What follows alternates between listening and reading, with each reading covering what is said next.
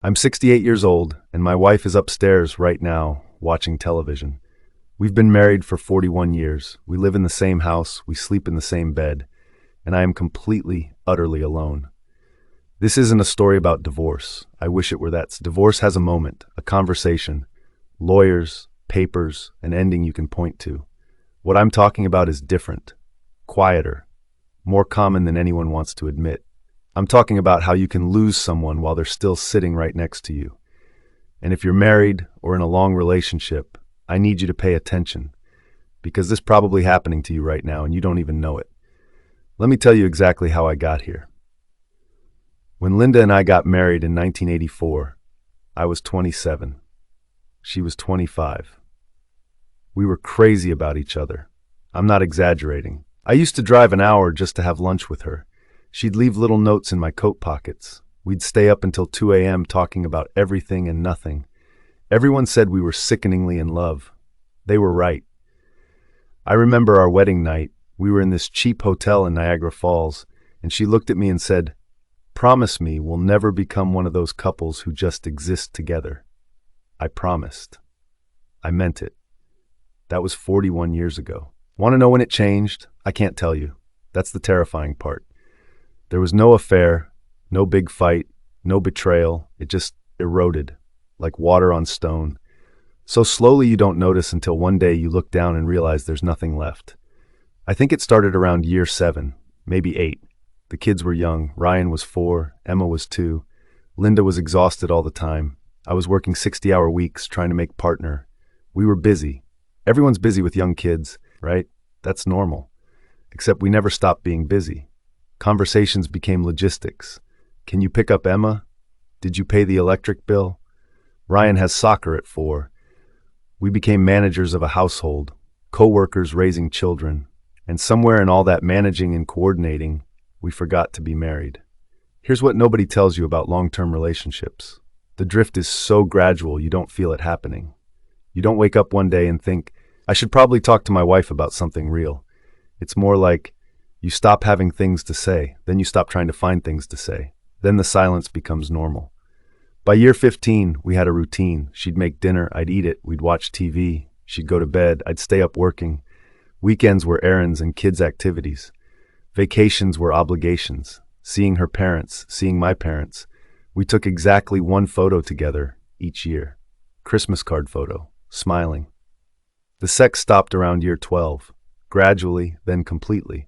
First it was once a week, then once a month, then birthdays and anniversaries, then not even that. And the worst part, neither of us really minded. We were too tired. We had headaches, we had early meetings, all true, all excuses. I remember the last time we had sex, March 2003. I remember because it was my birthday, and it felt like an obligation, like she was checking a box. Afterward, we both just went to sleep, didn't talk, didn't cuddle, just rolled over. That was 22 years ago. 22 years. You want to know what loneliness really is? It's lying next to someone every night and feeling like you're in separate universes. It's eating dinner across from someone who's physically present but mentally gone. It's going through all the motions of a marriage with none of the connection. My son Ryan got married 2 years ago. At the reception, I watched him and his wife Sarah dancing. Really dancing, not the obligatory first dance. She whispered something in his ear, and he laughed. Actually laughed. They looked at each other like they had a secret the rest of the world wasn't in on. And I felt something I haven't felt in years. Jealousy. I wanted what they had. And then I realized I used to have that, with Linda. We used to have secrets and inside jokes and moments that were just ours. When did we lose that? How did I not notice? I went home that night and looked at Linda, really looked at her, for the first time in probably a decade, and I realized I didn't know her anymore. What's she worried about? What makes her happy? What does she think about when she's alone? I have no idea. After 41 years, I don't know my own wife. That night I couldn't sleep. I just lay there thinking about all the years we'd wasted. Not wasted on arguments or problems. Wasted on nothing. On autopilot. On comfortable numbness. The next morning I tried. I asked her about her book club. She looked at me like I'd grown a second head. Why, she asked. Not hostile, just confused, like I'd broken protocol by showing interest. Just curious, I said. It's fine, she said. End of conversation. See, we'd trained each other for decades to not share, not ask, not care. You can't just flip a switch and undo that. I tried again the next week, suggested we go to dinner, just us. Her face did this thing, not quite annoyance, but close. What's the occasion? She asked. No occasion, just thought it'd be nice. She agreed, but I could tell she didn't want to. We went to this Italian place, sat across from each other, ordered food, and then nothing. Silence. Painful, crushing silence. I couldn't think of a single thing to say that wasn't about the house or the kids or some logistical thing. We made it through appetizers barely talking. Main course was worse. She kept checking her phone. I pretended to be very interested in the restaurant's artwork. We'd become two strangers with nothing in common except a mortgage and grown children. The waiter asked if we were celebrating anything. 41 years, I said. Wow, congratulations. He was so enthusiastic. What's your secret? Linda and I looked at each other. Patience, she said. The waiter laughed. I didn't, because I understood what she meant. We'd been patiently enduring each other for decades. We drove home in silence, went to bed. Nothing changed. Here's the thing that haunts me. We're not even unhappy. That's what makes it so insidious. We're not fighting. We're not miserable. We're just empty. And emptiness doesn't motivate you to change. Anger does. Misery does. But emptiness just makes you numb. My daughter Emma came to visit last month. She's 39 now, getting divorced. She was crying at my kitchen table. I feel so alone, she said. And I wanted to tell her, sweetheart, your mother is 20 feet away from me right now, and I feel exactly the same way. But I couldn't, because what kind of father destroys his daughter's last illusion about her parents' marriage when she's already going through a divorce? Instead, I told her it would get better, that she'd find someone, that being alone isn't the worst thing. She looked at me with these red eyes and said, but you and Mom, you guys made it work. How? How? By giving up. By accepting that marriage isn't what we thought it would be. By lowering our expectations so much that simply coexisting counts as success. Communication, I lied, and compromise. After she left, I sat in my car in the driveway for an hour. Just sat there, thinking about what I'd told her, thinking about what I should have told her, that you have to fight for it, every single day, that if you stop fighting, you lose each other. That comfortable is the enemy of connected. I'm 68 years old. If I'm lucky, maybe 15 more years. Maybe 20. And I'm going to spend them with someone I barely know anymore. Someone who barely knows me. We'll coordinate doctor's appointments and manage retirement accounts and take our annual Christmas photo. Smiling. Last week I found a box in the attic. Old photos. Cards Linda wrote me. There was one from our second anniversary. To my best friend and the love of my life, every day with you is an adventure. I can't wait to see where we go next. Forever yours, L. I showed it to her. Remember writing this? She barely glanced at it. That was a long time ago, she said. Then she went back to her crossword puzzle. That's when I knew. We're not going to fix this.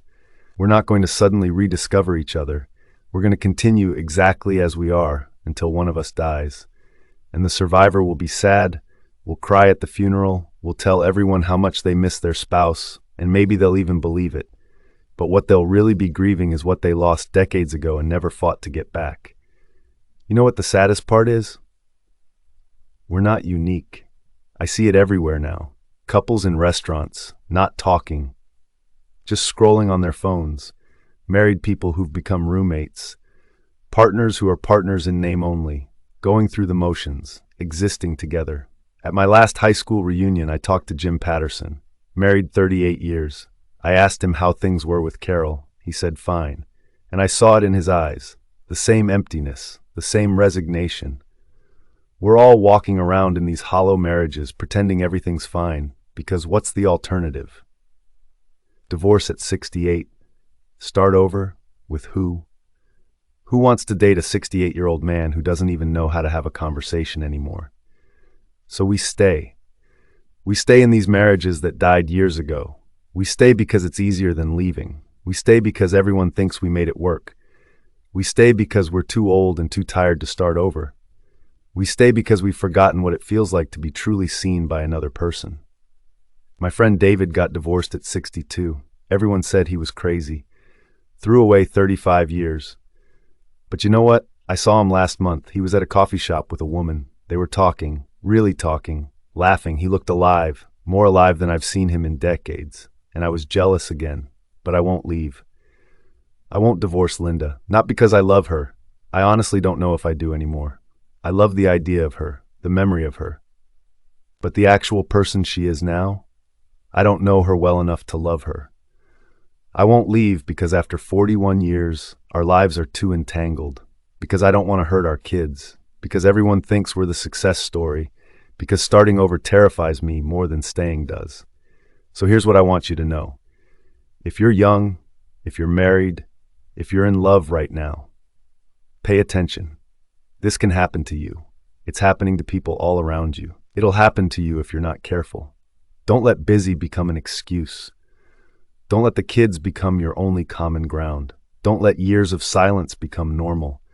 Don't stop dating your spouse. Don't stop talking about real things. Don't stop having sex, even when you're tired. Don't assume you'll have time to fix it later, because one day you'll wake up and realize you're old and you're alone. And the person you're alone with is someone you used to love but can't quite remember how to anymore. If you're feeling the drift starting, stop it now. Have the hard conversation. Go to therapy. Take the trip. Have the fight if you need to. But do something, because doing nothing is what gets you here. To my kitchen, at 68, married to a stranger. People ask what the secret to a long marriage is. You want the truth? Inertia. That's the secret. It's not love. It's not commitment. It's just inertia. Staying because leaving is harder. Linda just called down asking what I want for dinner. I'll tell her I don't care. She'll make something. We'll eat it. We'll watch TV. We'll go to bed. And tomorrow we'll do it again. And the day after that. And the day after that. Until one of us dies. This is my life. 41 years married. Completely alone. Don't let it be yours. If you're feeling this right now, in your relationship, leave a comment. Tell me I'm not the only one. Tell me you're going to do something before it's too late. Because it's too late for me. But maybe it's not too late for you. I still have a few more uncomfortable truths to share with you. You might want to hear them. Subscribe if you want to hear the rest of what I have to say.